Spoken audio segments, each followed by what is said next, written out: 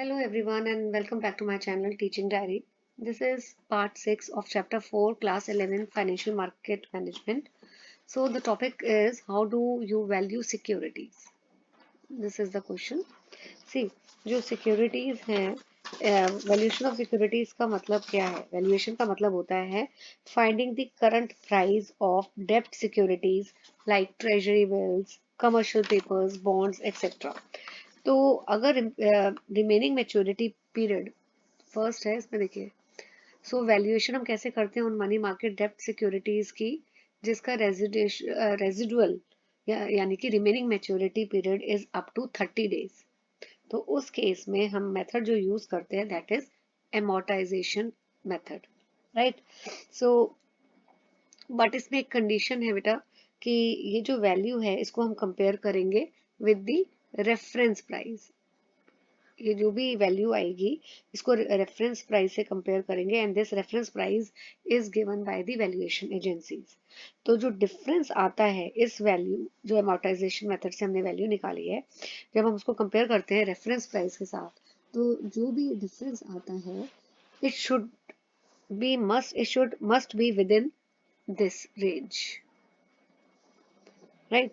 Otherwise अगर इस difference जो है इस रेंज में नहीं होगा ऑफ द रेफरेंस प्राइस तो हम प्राइस को जो है वो एडजस्ट करते हैं।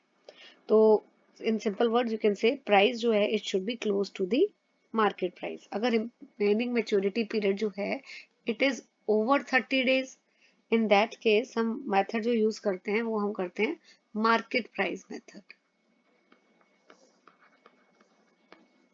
Right. So average price which is given by the valuation agencies is used, amortization इधर यूज नहीं करते। देन अगर सिक्योरिटीज जो है प्राइस इज नॉट अवेलेबल, कोई नई सिक्योरिटीज का प्राइस अवेलेबल नहीं है तो value is taken at purchased yield, it is taken as purchased yield, right. तो इसमें आपको ज्यादा नहीं करना है।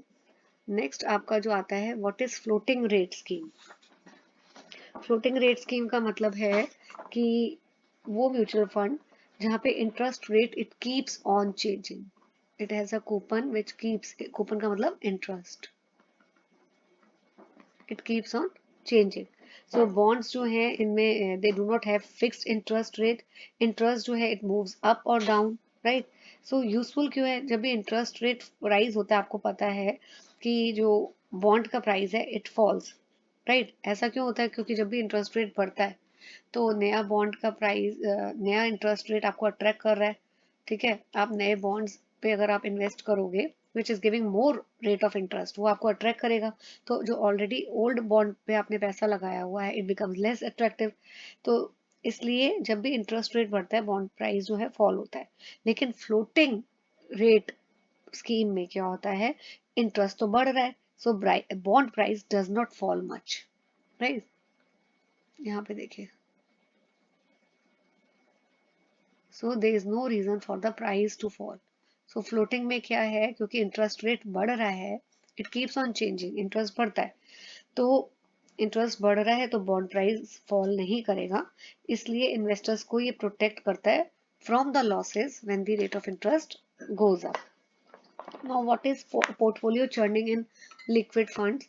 सो पोर्टफोलियो चर्निंग का मतलब होता है frequent buying and selling of securities. मैं लिख देती हूँ उधर frequent buying and selling of security. So liquid funds में जो फंड्स इन्वेस्ट होते हैं बहुत शॉर्ट टर्म पीरियड के लिए होते हैं। तो ये पेपर्स जो भी जिस भी शॉर्ट टर्म पेपर्स में फंड्स इन्वेस्ट हो रहे हैं वो क्विकली मैच्योर करते हैं, ठीक है। और जब भी ये फंड्स मैच्योर होते हैं तो कैश आती है जो फंड मैनेजर री इन्वेस्ट कर देता है नए पेपर्स में। So portfolio changes daily. Why it changes daily क्योंकि शॉर्ट टर्म इन्वेस्टमेंट है लिक्विड फंड्स में। हम किसकी बात करें लिक्विड फंड्स की करें ना, लिक्विड फंड्स जो है वो शॉर्ट टर्म मेच्योरिटी पीरियड होता है उनका। तो जैसे ही फंड्स मैच्योर हो जाते हैं फंड मैनेजर को पैसा वापस मिल जाता है और वो उसको री इन्वेस्ट कर देता है। So portfolio has very high buying and selling activity, right. Okay, now ऐसा क्यों होता है इन्वेस्टर्स जो हैं वो क्या करते हैं they keep putting money in they take money out. तो लिक्विड फंड्स जो है it allow the daily withdrawal. तो आपको चर्निंग में बस यही मतलब समझना है कि चर्निंग का मतलब होता है buying and selling of securities. Liquid funds का मेच्योरिटी पीरियड कम होता है, तो जल्दी से जब वो मेच्योर हो जाते हैं फंड मैनेजर को कैश मिल जाता है, राइट, और वो उससे नई सिक्योरिटीज खरीद लेते हैं। तो पोर्टफोलियो जो है वो कॉन्स्टेंटली चेंज होता रहता है। Now what is stress testing of assets? Stress testing का मतलब है checking how safe a fund is during difficult situation. तो इसका मतलब है checking how safe a fund is